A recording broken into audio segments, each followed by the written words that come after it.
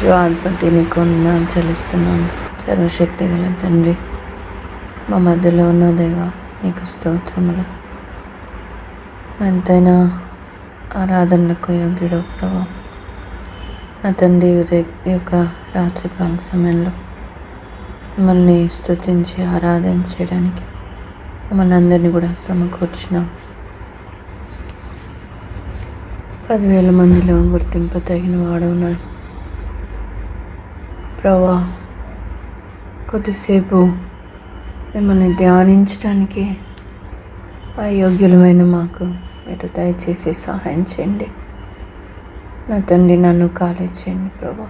నన్ను పరిశుద్ధపరిచి నా ప్రాణాత్మ దేహాన్ని మీరు స్వాధీనపరచుకొని నాలో మీరుండి మీ కార్యంను సంపూర్ణంగా సఫలపరచుకొని కలవరపెట్టే బలహీన పరిస్థితి, దృష్టి మరలించే చీకటి శక్తుల ప్రభావం నుంచి విడిపించు. సంపూర్ణమైన చిత్తాన్ని నెరవేర్చుకోతండి. మిమ్మల్ని కనపరచుటకు మా జీవితంలో ముఖ్యమైన ఘట్టమయ్యా ఇది.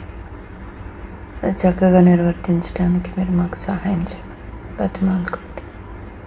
ప్రతి విధమైన చీకటి అంధకార శక్తులను యేసు నామంలో బంధిస్తూ అడిగి ఉంచిన దానికంటే అత్యధికంగా చేస్తున్నందుకు కృతజ్ఞతలు చెల్లిస్తాను. యేసు నామంలో ప్రార్థిస్తున్నాను తండ్రి.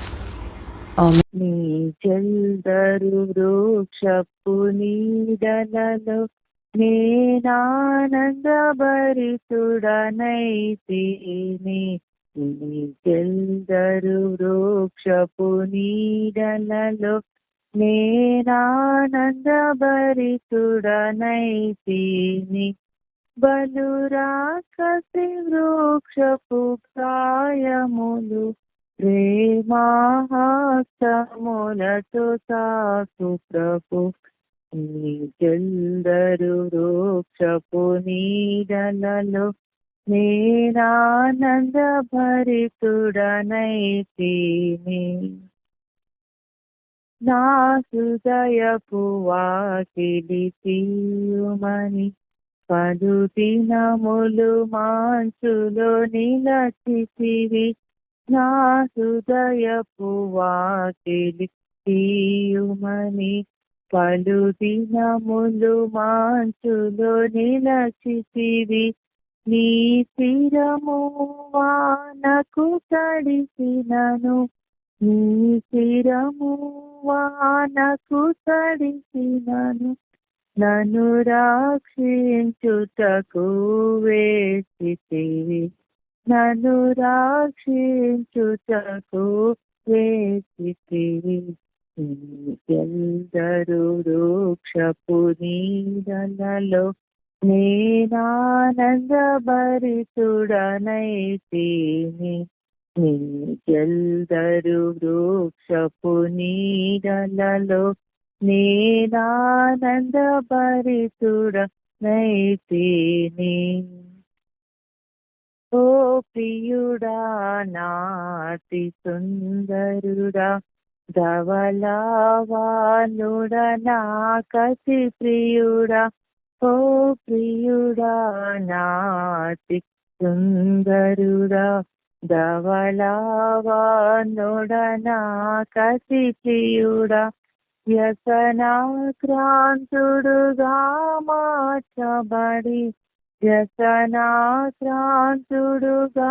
మార్చబడి, నీ సొగసును నాకు నొసగితివి. నీ సొగసును నాకు నొసగితివి. నీ చెల్దరు వృక్షపు నీడలలో నేనానందభరితుడనైతిని. నీ చెల్దరు వృక్షపు నీడలలో నేనానందభరితుడనైతిని. నా పేరు రత్నమ్మ. నేను A1 గ్రూప్ లో ఉంటానమ్మా. టీచర్గా పనిచేస్తున్నాను. నా 1980 సంవత్సరంలో అంగన్వాడీ టీచర్గా పనిచేస్తున్నాను. నేను చిన్నప్పుడు 7 సంవత్సరాలప్పటి నుండి సండే స్కూల్ కి వెళ్తుంటుంది. 7 సంవత్సరాలప్పటి నుండి సండే స్కూల్ వెళ్తున్నప్పుడు ఆ సంవత్సరము 72వ సంవత్సరము వాగ్దాన సర్వీస్ లో నాకు దేవుడు వాగ్దానం ఇస్తున్నాడు. వాగ్దానం ఇస్తున్నాడు, నీకు కలిగిన దాన్ని గట్టిగా పట్టుకున్నామని. ప్రకటన 3:12 వచనము. ఆ వాగ్దానం నాకు 7 సంవత్సరాలప్పుడే దేవుడు వాగ్దానం ఇచ్చాడు. ఆ 7 సంవత్సరాలప్పటి నుండి దేవుడు నన్ను ఎంతగానో కాపాడుతున్నాడు. ఆయన నా చెయ్యి పట్టుకుని నడిపిస్తున్నాడు.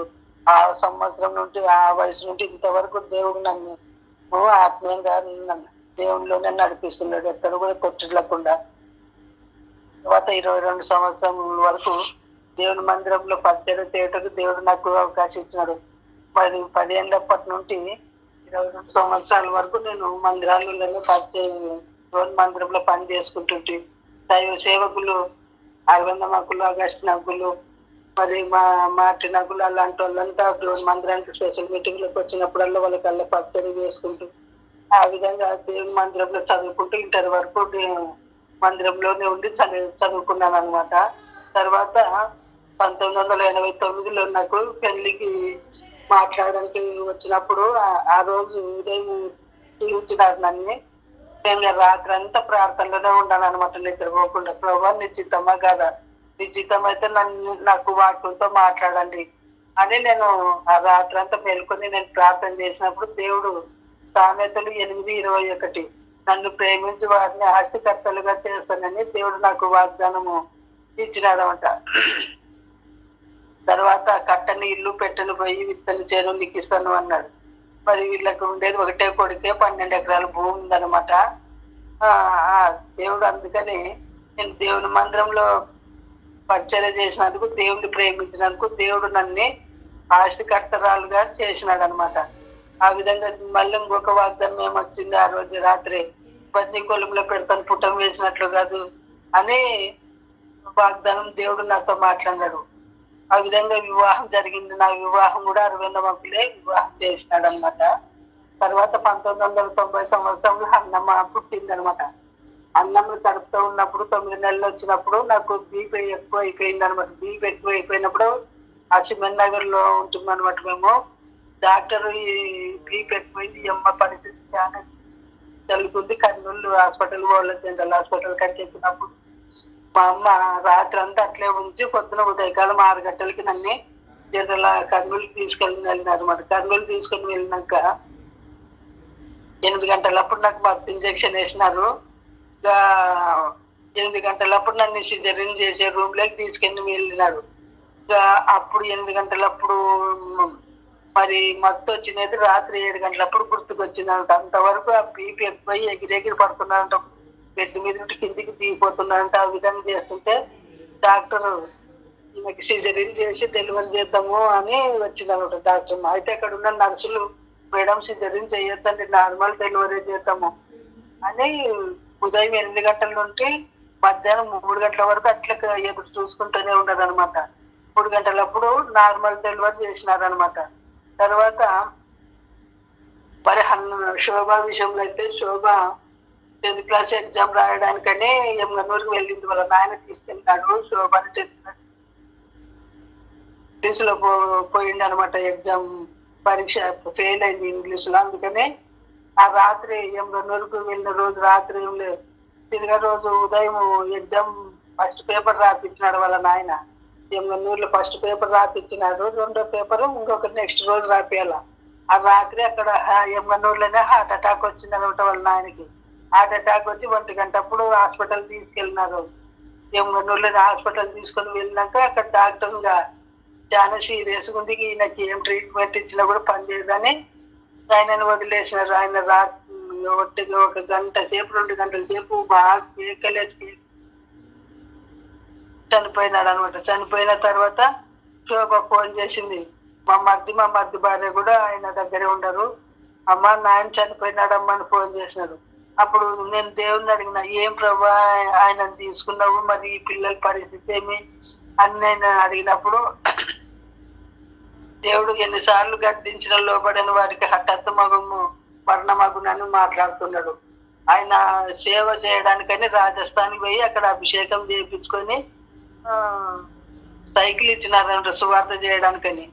సైకిల్ తీసుకొని వచ్చినాడు. అట్లా అనంతపురంలో అభిషేకం చేయించుకున్నాడు, గుత్తిలో అభిషేకం చేయించుకున్నాడు, కానీ సేవ చేయడం లేదు. ఎద్దులు కొనుక్కొని వచ్చి వ్యవసాయం చేస్తున్నాడు అనమాట. అందుకని ఆయన చనిపోయిన రోజు దేవుడు ఏం ప్రభు నేను తీసుకున్నామని అడిగినప్పుడు, మునుకోళ్ళకి ఎదురు తన్నిన వాడిని నేను నిల్వలేను, నాగటి మీద చెయ్యి వేసిన వాడిని నాకు పాత్రుడు కాదని దేవుడు నాతో మాట్లాడుతున్నాడు.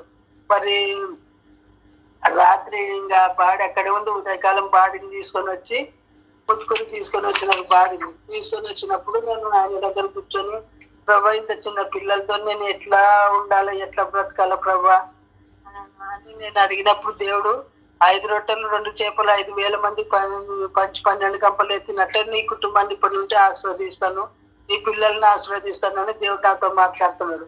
ఇంకొక వాక్యం ఏం మాట్లాడుతున్నాడు, రోమా 8:28, దేవుని ప్రేమించే వారికి ఆయన సంకల్పం చొప్పున పిలువబడిన వారికి మేలు కలుగుటకై సమస్తం సమకూడి జరుగునని ఆ వాక్యం ద్వారా దేవుడు నాతో మాట్లాడుతున్నాడు.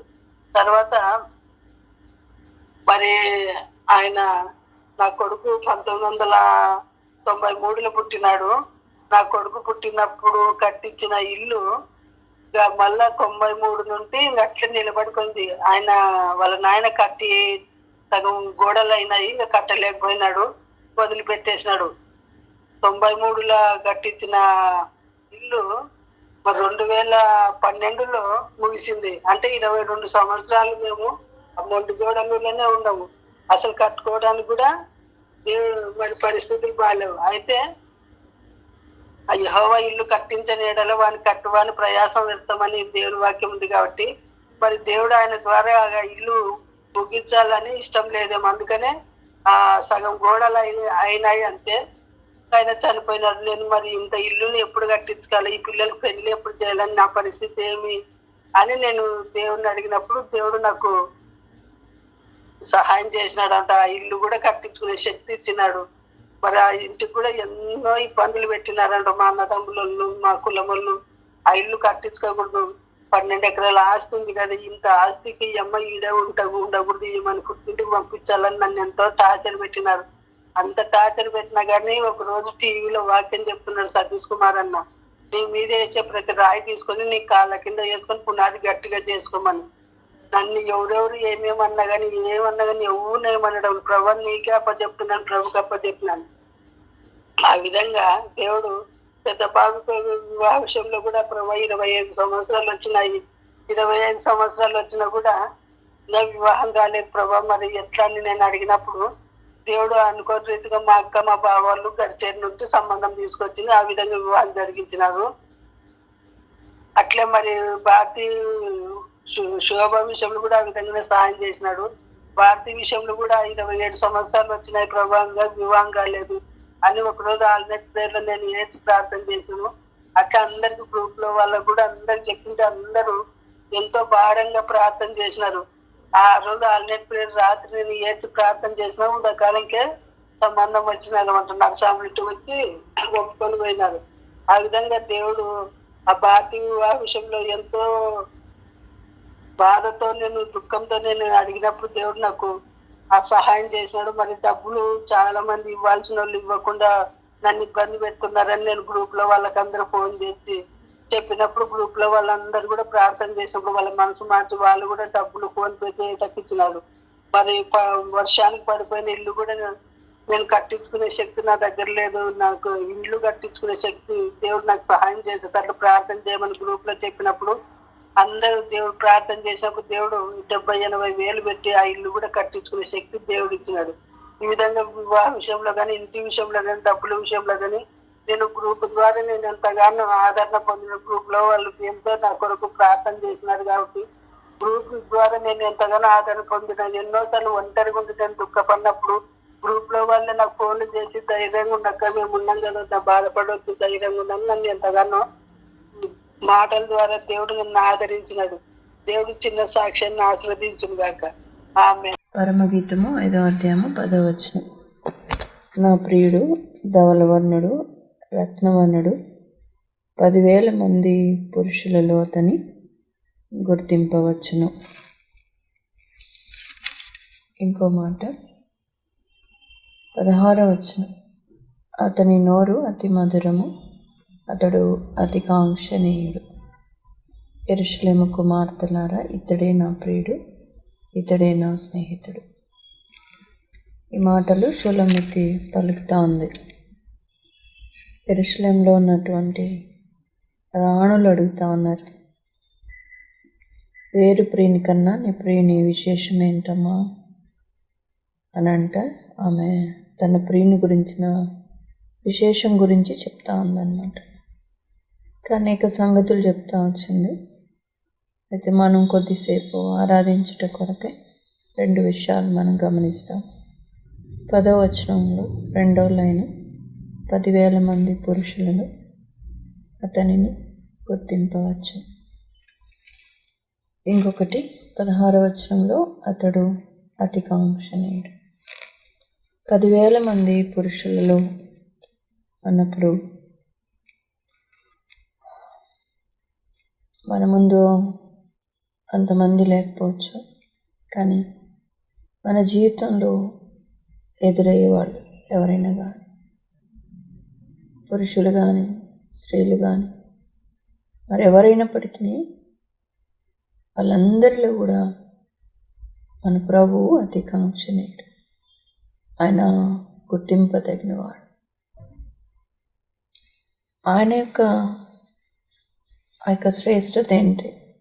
మిగతా వాళ్ళతో ఎలాగ మనం కంపేర్ చేయగలం? అసలు కంపేర్ చేయలేము కూడా. ఆయనకు సాటి ఎవరు లేరు. ఆయనే దేవుడు, ఆయనే ఉన్నతుడు. కనీసం పోల్చదగిన వాడు కూడా ఒకడు కూడా లేడు. ఇలాంటి వాడు మన ప్రియుడు. ఎందుకలాగా? అనేక లక్షణాలు చెప్పుకోవచ్చు కదా. ఆయన యొక్క అంతమందిలో ప్రత్యేకంగా కనబడుతున్నాడు. అంతమందిలో కూడా అతి కాంక్షణీయుడు. అంటే నా హృదయం ఎంతో కాంక్షిస్తుంది, ఆయన కొరకు తప్పిస్తుంది, తృష్ణగా ఉంటుంది. కారణం వీళ్ళందరిలో కూడా ఎంతో ఉన్నతుడు. అనేక కారణాలు చెప్పుకోవచ్చు, కానీ ఒక శ్రేష్టమైన ఒకే ఒక లక్షణాన్ని చూసుకొని మనం ఆరాధిస్తామా. ఇక్కడే 5వ అధ్యాయంలోని 2వ వచనంలో మనం చూస్తే, నేను నిద్రించి తినే కానీ నా మనస్సు మేల్కొని ఉన్నది. నా సహోదరి, నా ప్రియురాల, నా పౌరమా, నిష్కలంకురాల ఆలకింపుము. నా తల మంచుకు తడిసినది, నా వెంట్రుకలు రాత్రి కురియు చినుకులకు తడిసినది. నాకు తలుపు తీయమనుచు నా ప్రియుడు వాకిలి తట్టుచున్నాడు. ఈ ప్రియుని సంగతి మనం గమనిస్తే ఎక్కడున్నాడు? ఇప్పుడు తలుపు బయట ఉన్నాడు. ప్రియుడనే చెప్తా ఉందామే, కానీ తలుపు బయట వేసేసినానని కూడా చెప్తా ఉంది. ఇంకా ఆ ప్రియుడు ఏం చేస్తున్నాడంటే తలుపు తడుతూ ఉన్నాడు. బయట తల మంచుకు తడుస్తున్నా అలాగే బయట వేచి ఉన్నాడు అన్నమాట. రాత్రి అంటే రాత్రి ఆడే ఉండి తలుపు తడుతూ ఉన్నాడు అన్నమాట. కానీ ఆమె తీయలేకపోతుంది. ఎందుకు నా కాళ్ళు నేను కడుక్కోవాలి? నేను మళ్ళా వాటిని ఎందుకు మురికి చేసుకోవాలి? నా పాదాలు నేను కడుక్కుంటుని కదా, నేను మరలా వస్త్రము ధరింపనేలా అని లేచి వెళ్ళి తన ప్రియుని కొరకు వాకిలి తీయలేని దౌర్భాగ్యమైన, నీచమైన, నికృష్టమైనటువంటి స్థితిలో ఉంది. ఆ ప్రియుడు తనకు ప్రియుడుగా అవటానికి ముందు తానెవరు అంటే మనం చూస్తాం కదా, ఆమె ఎవరట? ఆమె నల్లనిది.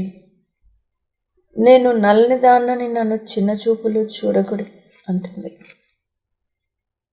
నల్లనిది అనే దాంట్లో పాపం కనబడుతుంది కదా.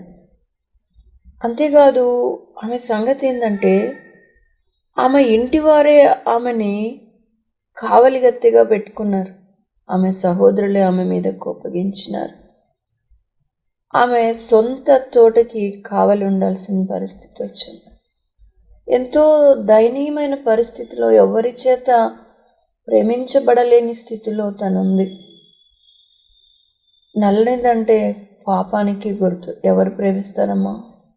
నీతిమంతులనంటే, మంచివారినైతే, ఒకవేళ ధనం లేకపోయినా ఏదో మంచితనం ఉంది కదా అని దగ్గర తీస్తారు, ఏదైనా తిండి పెడతారు, ఏదైనా ఇవ్వడానికి ఇష్టపడతారు. కానీ పాపంలో కూరుకొని పోయి తన పాపం ముఖంలోనే కొట్టొచ్చినట్లు కనపడుతూ ఆ నల్లతనాన్ని సంతరించుకున్న ఆమెను ఎవరు చేరదీయగలరు? కుటుంబస్తులే వెలివేసిన వారుగా, కుటుంబస్తులే ఆమె మీద కోపగించినట్లుగా మనం చూస్తున్నాం. అలాంటి దయనీయమైన స్థితిలో ఉంది. అంతేకాదు, ఎహెజ్కేలులో కూడా మనం చూస్తాం కదా, 16వ అధ్యాయంలో పాపంలో పొర్లి ఎవరు కూడా ఆమెను సమీపించలేనటువంటి స్థితిలో ఆమె ఉందన్నమాట. అలాంటి పరిస్థితిలో ఉంది, చావ సిద్ధమైంది. కానీ అప్పుడు జ్ఞాపకం చేసుకున్నాడు. ఇప్పుడు ప్రియుడని చెప్తా ఉంది. ఆయన ఎక్కడున్నాడంటే అందనంత ఎత్తులో ఉన్నాడు. ఆయన రాజు. పరంగీతం అని చూస్తాం కదా, రాజు. ఆయన రాజుకేం అవసరం? ఈడ పనిగత్తెని తీసుకుని అంతఃపురం తీసుకెళ్లాల్సిన అవసరమే ఉంది. కానీ ఆ రాజు జ్ఞాపకం తీసుకొని ఆమెను ప్రేమించినాడు. ఆమెను ప్రేమించి రాస్తారు కదా, నా మీద నా ప్రియుడు ప్రేమను ధ్వజముగా ఎత్తే. అసలు నిజంగా మాట ఎంతో శ్రేష్టమైనది. ఆ ప్రేమను వివరించలేక, వర్ణించలేక ఒక పదంలో చెప్పడానికి ట్రై చేస్తున్నారు అంతే. అయినా కూడా అది ధ్వజముగా నా మీద ప్రేమను అంటే అసలు తృణీకరించబడిన ఆమె ఇప్పుడు ఏమంటుంది? యెరూషలేము కుమార్తెలారా అని వాళ్ళతో మాట్లాడే స్థితికి వచ్చింది ఆమె. అసలు రాణుల మధ్యలో ఆమె ప్రత్యేకంగా కనబడతా ఉందంట. ఉపపత్నులు రాణులు ఎంతోమంది ఉంటే వాళ్ళందరిలో కూడా ఆమె నా పావురము, నా నిష్కలంకురాలు అని ఆ ప్రియుడు చెప్తా ఉన్నాడు. ఏ స్థితి నుంచి ఏ స్థితి వరకు, ఎందుకని, ఎట్లా వెళ్ళగలిగింది ఆమె? తనేమన్నా చేసుకోగలిగిందా? తను మంచిగా మారిందా? లేకపోతే తన కలిగిన ఏమైనా ఆస్తిపాస్తుల, అందమా, ఇంకేదైనా ఏమీ ఆకర్షించడానికి కూడా ఆమెలో ఏమీ లేదు. కానీ ఆ ప్రియుడు ఎట్లా వర్ణిస్తున్నాడు? అసలు సుందరి అంట. ఏమన్నా సౌందర్యం ఉందా? అలాంటి స్థితిలో ఆమె కొరకై ఈ రాకుమారుడు, రారాజు, ప్రభుల ప్రభు, ఆ నల్లతనాన్ని పోగొట్టి సౌందర్యవంతురాలుగా చేయట కొరకై ఈ లోకానికి దిగి వచ్చి ఆమె నిమిత్తము తన ప్రాణము దారపోస్తున్నాడు. ఆమెను శుభ్రపరచుట కొరకై తన రక్తం అంతా కార్చినాడు, చివరి రక్తపు పొట్టు వరకు. ఇంకా ఆమె ఎరగలేని స్థితిలో ఉన్నప్పుడే, తనను రాజు అంతా ప్రేమిస్తున్నాడన్న సంగతి తాను గుర్తించలేనప్పుడే, ఆ పాపంలో ఉన్న ఆ వ్యక్తి కొరకై, పాపులమై ఉండగానే ఆయన ప్రాణం పెట్టిన వాడుగా ఉన్నాడు. అలాగున ఆ పవిత్రమైన రక్తము చిందించి, ఆ రక్తముతో ఆమెను కడిగి పవిత్రపరచి, తర్వాత ఇక్కడ చూస్తాం మనం మొదటి అధ్యాయంలో ఆభరణముల చేత అలంకరిస్తూ వచ్చినాడు. తన అంతఃపురంలోనికి తోడుకొని వచ్చినాడు. ప్రేమను ధ్వజముగా ఎత్తినాడు. ఆమె ఇప్పుడు ఏ స్థితికి వెళ్ళిపోయిందంటే, యెరూషలేము కుమార్తెలతో చెప్తా ఉంది, మీరు నాకు ప్రమాణం చేయండి, మీరు ప్రేమకు ఇష్టమగు వరకు మీరు లేపకయు కలతపరచకయు ఉండుడని మిమ్మల్ని బతిమాలుకుంటున్నానని వాళ్ళతో మాట్లాడే స్టేజ్కి వెళ్ళిపోయింది. ఎక్కడో గొర్రెలు కాసుకునే వాళ్ళు ఎక్కడ ఉంటారు? మా ఊరి బయట ఉంటారు కదా. అలాంటి ఆమె ఏ స్థితికి వచ్చింది? అదంతా ఆ ప్రియుని ప్రేమ. అంతే తప్పించి ఇంకేం లేదు, ఏం కనబడట్లేదు ఆ వైపు చూస్తే కూడా. అలాంటి స్థితిలో ఆ ప్రియుడు ఆమెను అంతగా హెచ్చించినాడు. ఇంకా ఈ అధ్యాయం మనం గమనిస్తే నిజంగా ఆ ప్రియుడు పలికిన పలుకులు చాలమ్మ మనం ఆరాధించడానికి. నా ప్రియురాల సుందరవతి లెమ్ము రమ్ము అట. నీ ముఖము నాకు కనబడనిమ్ము, నీ స్వరము నాకు వినబడనిమ్ము. నీ స్వరము నాకు మధురము, నీ ముఖము మనోహరము. ఈ మాటలకు మనము తగుదుమా? బండ సందుల్లో ఎగురు నా పావురమా. ఆ పావురమని అనిపించుకోవడానికి మనము అర్హులమా? ఎంతగా ఆయన మనల్ని ప్రేమించినాడు, ప్రేమిస్తూనే ఉన్నాడు.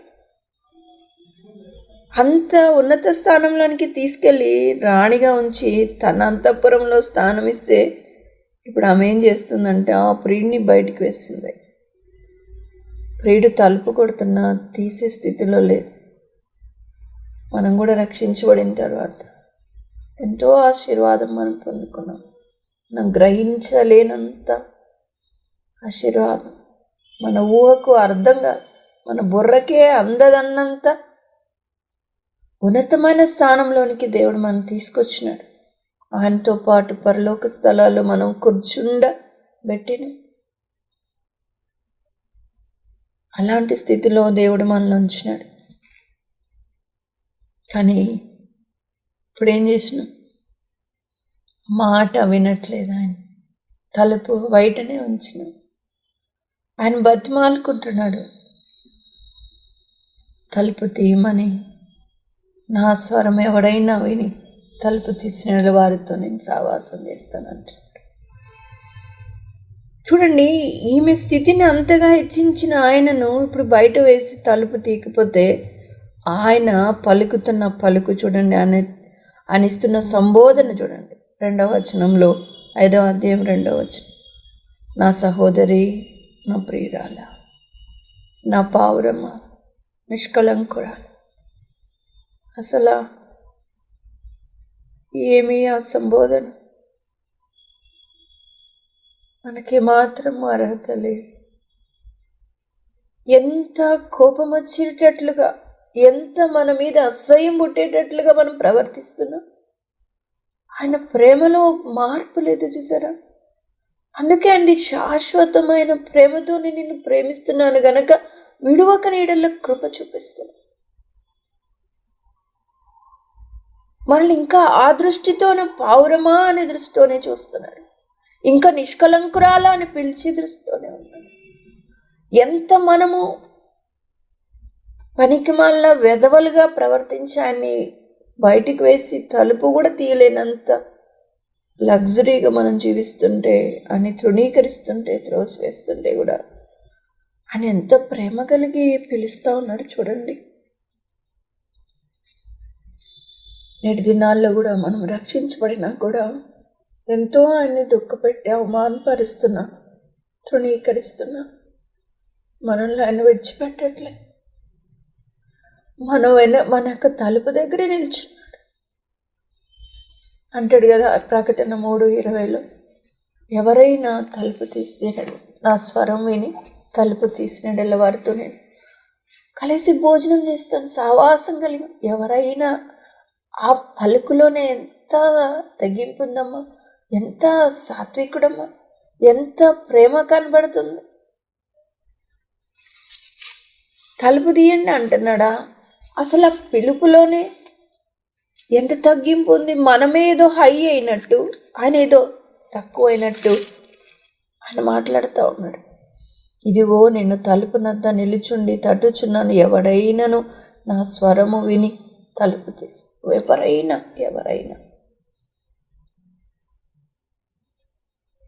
ఇలాంటి ప్రభుని ఎట్లా మనం స్తుతించాలమ్మా, ఎట్లా గనపరచగలం? మన నోరు సరిపోదు. మన జీవిత కాలం స్తుతించిన రుణస్థులమే. మన జీవితాన్ని ప్రభుకి సంపూర్ణంగా సమర్పించుకున్న రుణం తీరదు. ఎంత అంటారు కదా, మనల్ని ఇంకా ఏమేసి తోమినా కూడా ఈ నలుపు పోదేమో అన్నంత మూర్ఖులం మనం. అయినప్పటికీ ఆయన ప్రేమ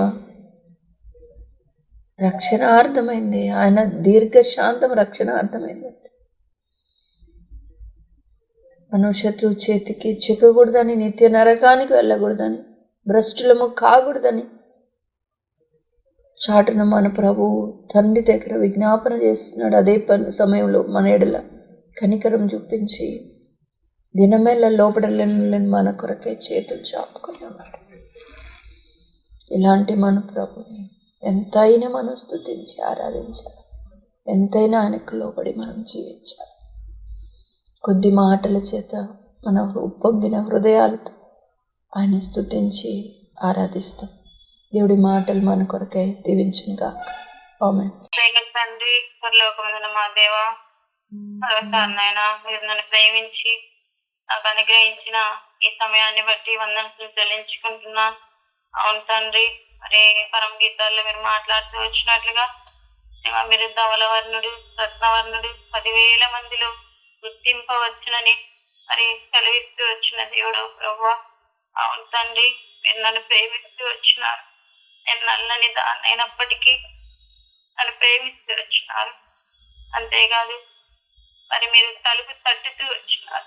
నన్ను చూడాలని, నా స్వరం వినాలని, ప్రభువా నాతో మాట్లాడాలని, నాతో భోజనం చేయాలని మీరు ఇష్టపడి తలుపు తట్టుతూ వచ్చారు. నేనైతే నిరాకరిస్తూ వచ్చాను. నేనైతే గుర్తించలేని దానిగా.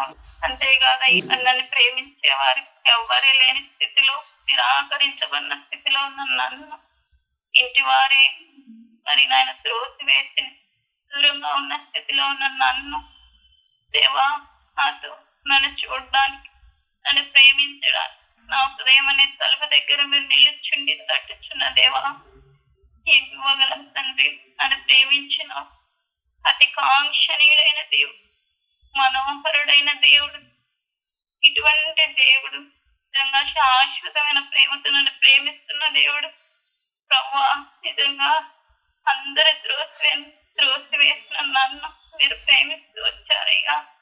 అంతేకాదు నేను తానేశ్వరి సుందరవతిని ఎంత నిజంగా నీ ప్రేమ పిలుపును మీరు నాకు అనుగ్రహిస్తూ వచ్చారయ్యా. అందుకే వేలాది స్తుతులు స్తోత్రములు చెల్లించుకుంటున్నా. నిజంగా లోకంలో అందరూ త్రోసివేయచ్చు, కానీ మీరైతే త్రోసివేయని దేవుడని మీరు నిరూపిస్తూ వచ్చినారు. అతి విస్తారమైన ప్రేమను నా మీద మీరు కనపరుస్తూ వచ్చారయ్యా. అందుకే వేలాది స్తుతులు స్తోత్రములు చెల్లించుకుంటున్నా.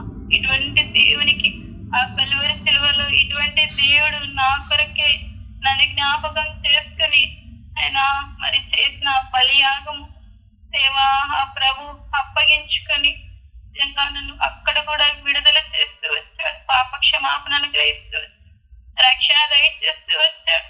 ఎలాంటి ప్రేమయ్యా దేవా, నీ ప్రేమకు నిజంగా నేను ఏమీ ఇచ్చుకోలేనయ్యా. అంతేగా నన్ను ప్రేమించినావు, నన్ను క్షమించినావు, రక్షణ భాగ్యంలో తీసుకుని వచ్చినావు, రాజులైన యాజక సమూహంలో చేస్తూ వచ్చినావు, రాణిగా ఉండడానికి ఆశపడుతూ వచ్చావు. అందుకే వేలాది స్తుతులు స్తోత్రములు చెల్లించు. ఇటువంటి భాగ్యంలో తెచ్చిన నా దేవునికి దేవా, నా ప్రియునికి దేవా, నేను ఏమి రుణం తీర్చుకోవాలనయ్యా.